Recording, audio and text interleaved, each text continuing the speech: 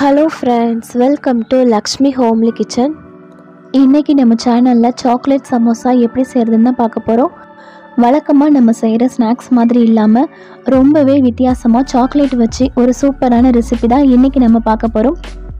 இந்த ரெசிபியை ரொம்ப சுலபமா குறைஞ்ச பொருட்களை வச்சு நம்ம செஞ்சு முடிச்சிடலாம். வாங்க எப்படி செய்யறதுன்னு வீடியோக்குள்ள போய் பார்க்கலாம். வீடியோக்குள்ள போறதுக்கு முன்னாடி நீங்க நம்ம சேனலை ஃபர்ஸ்ட் டைம் பார்க்கறதா இருந்தா மறக்காம சப்ஸ்கிரைப் பண்ணிக்கோங்க. பக்கத்தில் உள்ள பெல் ஐக்கானை கிளிக் பண்ணி ஆல் ஆப்ஷனையும் கொடுத்துக்கோங்க. வாங்க இப்போ நம்ம வீடியோக்குள்ளே போகலாம். ஃபஸ்ட்டு நம்ம சமோசாவுக்கு மாவு ரெடி பண்ணிக்கலாம். அதுக்கு ஒரு பவுலில் 1 கப் அளவுக்கு மைதா மாவு, 1/4 ஸ்பூன் அளவுக்கு உப்பு, 1 ஸ்பூன் அளவுக்கு ரீஃபைண்ட் ஆயில் சேர்த்துக்கலாம். இது எல்லாமே நல்லா மிக்ஸ் பண்ணிவிட்டு கொஞ்சம் கொஞ்சமாக தண்ணி சேர்த்து நம்ம சப்பாத்தி மாவு பதத்துக்கு பிசைஞ்சு எடுத்துக்கலாம். இதை நல்லா பிசைஞ்சு எடுத்ததுக்கப்புறமா ஒரு 5 நிமிஷம் அப்படியே வச்சுட்டு அதுக்கப்புறம் நம்ம தேய்ச்சி எடுத்துக்கலாம். இப்போ நம்ம ஒரு மிக்ஸி ஜாரில் கொஞ்சமாக முந்திரி, கொஞ்சமாக பாதாம் சேர்த்து இதை கொஞ்சம் பவுட்ரு மாதிரி நம்ம ரெடி பண்ணி எடுத்துக்கலாம். இதே மாதிரி நம்ம சாக்லேட்டையும் பவுட்ரு பண்ணி எடுத்துக்கலாம். உங்ககிட்ட என்ன ஃப்ளேவர் சாக்லேட் இருக்கோ அதை எடுத்துக்கோங்க. மிக்ஸி ஜாரில் சின்ன சின்ன பீஸாக நம்ம உடச்சி சேர்த்துட்டு ஒரு 2 பல்ஸ் விட்டு எடுத்தோன்னா இதே மாதிரி நல்லா சாஃப்டாக நமக்கு வந்துடும். அவ்வளவுதான், நமக்கு சாக்லேட் ஸ்டஃபிங் தயாராகிடுச்சு. இப்போ நம்ம சமோசாவுக்கு மாவு தேய்ச்சி எடுத்துக்கலாம். ஒரு சப்பாத்தி பலகையில் கொஞ்சமாக மாவு சேர்த்துட்டு நம்ம ரெடி பண்ணி வச்சுருக்க மாவுலேருந்து ஒரு பெரிய உருண்டை மாவு எடுத்துக்கலாம்.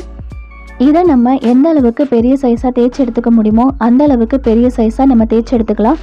நம்ம சப்பாத்திக்கு தேய்க்கிற மாதிரி சைஸில் இல்லாமல் அதை விட கொஞ்சம் சின்ன சைஸில் நம்ம தேய்ச்சி எடுத்துக்கலாம்.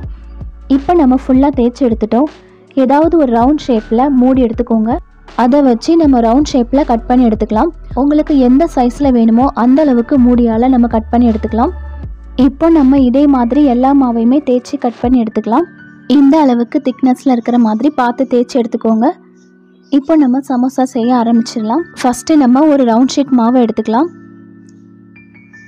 கொஞ்சமாக மைதா மாவை நான் தண்ணியில் கலந்து ரெடி பண்ணி வச்சுருக்கேன், கம் மாதிரி.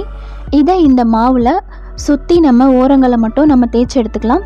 நமக்கு ஒட்டுறதுக்கு ஈஸியாக இருக்கும். இந்த மாவை இதோட ஓரங்கள் ஃபுல்லாகவே நம்ம தடவிக்கலாம்.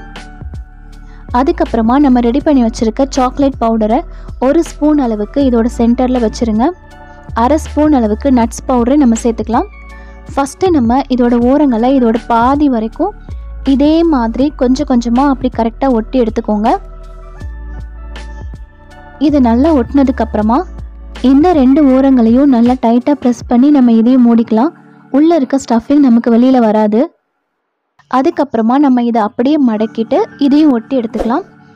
இந்த மாதிரி சைடில் கொஞ்சம் கேப் இருந்துச்சுன்னா அதுலேயும் நீங்கள் கொஞ்சமாக மாவு சேர்த்து ஒட்டி எடுத்துக்கோங்க. அவ்வளவுதான், ரொம்ப ஈஸியான சமோசா ஷேப் நம்ம செஞ்சு எடுத்துட்டோம். இதே மாதிரி எல்லாத்தையுமே நம்ம சமோசாவாக செஞ்சு எடுத்துக்கலாம். இப்போ நம்ம இது எல்லாத்தையுமே பொரிச்சு எடுத்துக்கலாம். அதுக்கு ஒரு கடாயில் பொரிக்கிறதுக்கு தேவையான அளவுக்கு ஆயில் சேர்த்துக்கோங்க. ஆயில் நல்லா சூடானதுக்கப்புறமா அடுப்பை மிதமான சூட்டில் வச்சுட்டு நம்ம ரெடி பண்ணி வச்சுருக்க சமோசாவை சேர்த்துக்கலாம். 2 பக்கமும் நல்லா பொன்னிறமாகிற வரைக்கும் நம்ம இதை பொரிச்சு எடுத்துக்கணும். இப்போது நமக்கு ஒரு பக்கம் தயாராகிடுச்சு, திருப்பி விட்டுடலாம். இதே மாதிரி 2 பக்கமும் நல்லா பொன்னிறமாகிற வரைக்கும் நம்ம இதை பொரிச்சு எடுத்துக்கிட்டாலே போதும். கிறிஸ்பியான சமோசா நமக்கு தயாராகிடும். இப்போது நமக்கு நல்லா பொன்னிறம் ஆகிடுச்சு, இதை எடுத்து வச்சிடலாம். இதே மாதிரி மீதி இருக்கிற சமோசாவையுமே நல்லா பொன்னிறமாக நம்ம பொரிச்சு எடுத்துக்கலாம். அவ்வளவுதான், சுவையான சாக்லேட் சமோசா நமக்கு தயாராகிடுச்சு. இதோட டேஸ்ட்டு ரொம்பவே சூப்பராக இருக்கும். கண்டிப்பாக இதே மெத்தடில் உங்கள் வீட்டில் செஞ்சு பாருங்கள். செஞ்சு பார்த்துட்டு உங்களுக்கு இந்த ரெசிபி பிடிச்சிருக்கான்றதை மறக்காமல் என் கூட கமெண்டில் ஷேர் பண்ணுங்கள். இந்த வீடியோ பிடிச்சிருந்தா சேனலையும் சப்ஸ்கிரைப் பண்ணி சப்போர்ட் பண்ணுங்கள். Thank you friends.